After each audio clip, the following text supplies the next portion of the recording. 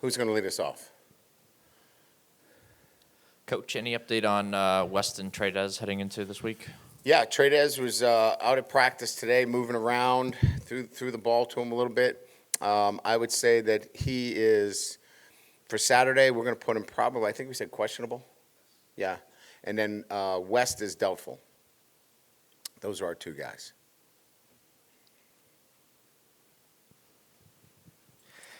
Brian, I'm not sure how much you saw of it, but Florida had an assistant coach that was suspended 3 games. Just what did you make of what you've seen of that situation that happened pregame this past weekend, and is 3 games enough for what took place? Yeah, our commissioner has a better sense on, issuing those penalties. For me, we just wanted to make sure that our player was safe and that he was okay. So, making sure that was the priority on our end, and whatever happened relative to suspensions, sanctions, whatever the case may be, that's out of our hands. We want to take care of our player, and that's what we did this week. Brian, I know you addressed it yesterday on the teleconference, but could you kind of list maybe your thought process, pros and cons of playing Garrett this week, and why you decided to go the way you did? Because he's feeling good. We had to limit a lot of things that we did the first 3-4 weeks, and he's finally coming to practice feeling good and getting into a good rhythm. This is his best week of practice, so we want him to go and play the game at a level where he's comfortable, and to hold him back really at this point would not be the right thing for him. So he's excited to play because he feels so much better. And I don't want to say, hey, he's back to the Garrett Nussmeier, but there were a lot of things that he couldn't do that he had to kind of adjust to, and it's good that he's back, and doing the things and throwing the football the way he feels and comfortably. No, I don't think we go into it with that thought process. I think we go, let's play Garrett, let's see how this thing goes, and then make adjustments during the game. You spoke a lot about third downs earlier this week and just kind of y'all's preparation for this weekend. Just what would constitute a successful weekend for you in that respect, and what you want to see from your team on third down?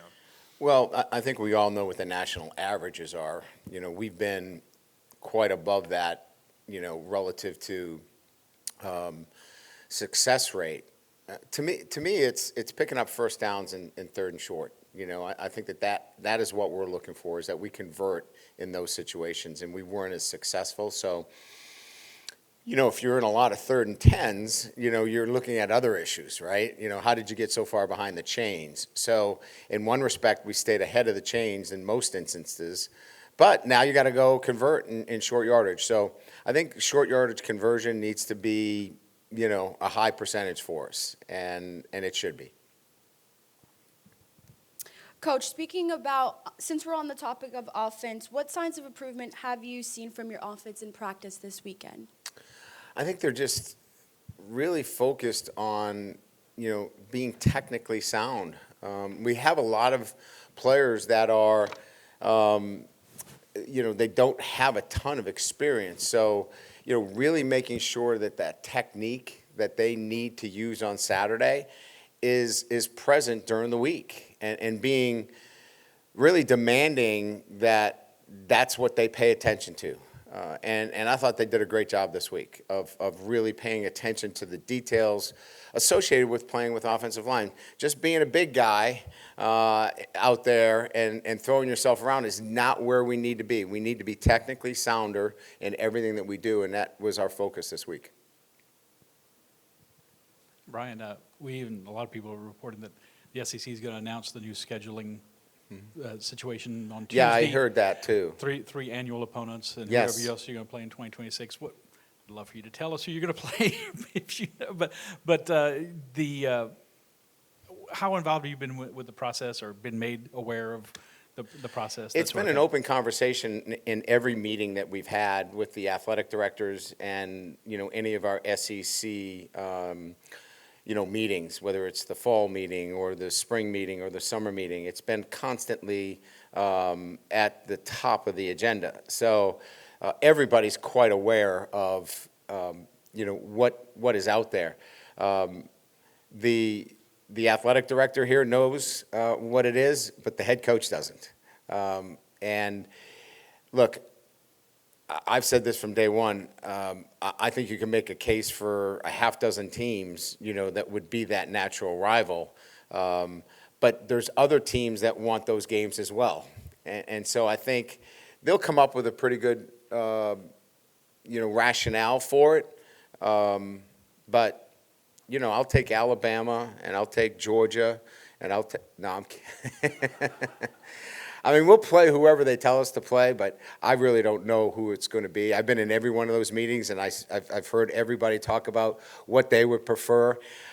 I don't know that, for me, I just want to play what would naturally be, our rivals. And so, but I don't have a vote in this.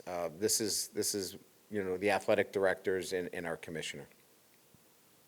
I got two, if I can. Following up on that, is equity matter in that situation to you? I think it's part of the equation, there's no doubt. In the conversations that I've been privy to, certainly some feel as though they're going to get the short end of this, and others are going to feel like they got a good deal. But I think at the end of the day, all of those factors will play a part in what the decision ultimately ends up being.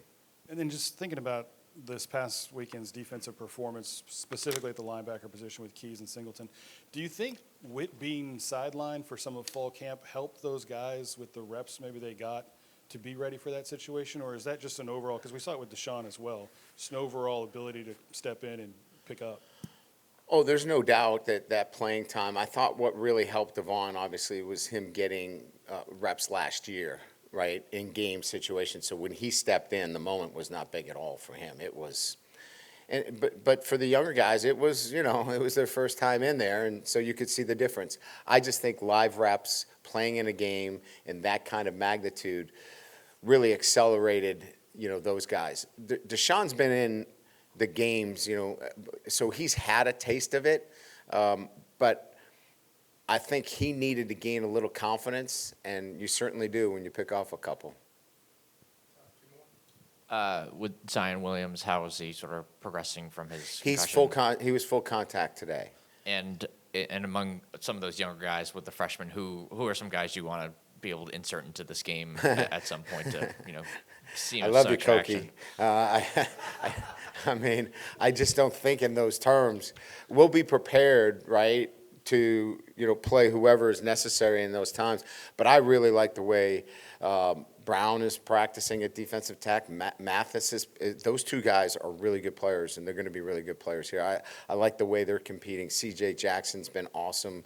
Kalaj Cobbins, Carpenter, all those guys that haven't got a lot of work.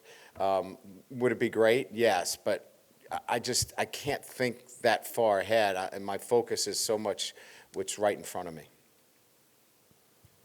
But Mathis has actually earned some time in some of these games. So what has he sort of done to earn this playing time, despite the fact that it's a really deep defensive tackle room? I have an old adage about how do you get a defensive lineman off of a block, and you just yell louder, get off the block. My point being, sometimes he just has a good feel of shedding offensive linemen, and did that without much, teaching. He came in right away and had those natural instincts. And I think sometimes that's what accelerates some of the young players. They just have a natural instinct to do the job that they're asked to do. And they kind of move ahead of everybody a little bit. And then as those guys get some experience that didn't have maybe that trait, they come along. And that was Mathis. He just had that natural trait. Good. Thank you.